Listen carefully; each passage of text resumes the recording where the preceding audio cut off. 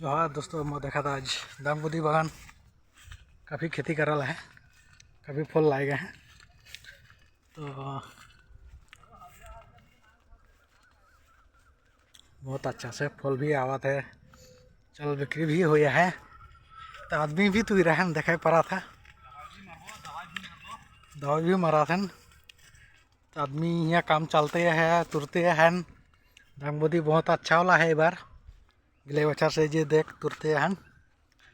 कम से कम 20-30 केजी एखन तुरा हो है, बाकी जगह में आदमी हैं तुराला है, बाकी जगह में आदमी तुरा हैं। देखे पड़ा एरिया कितना डांगोरा है।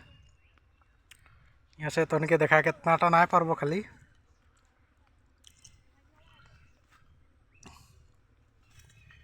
इडियो है दांगबुदी।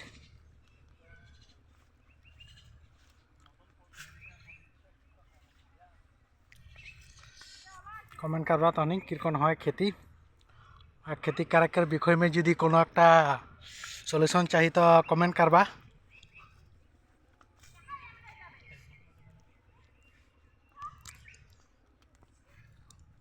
तो इनके आज खातिर इतना देखा बरो।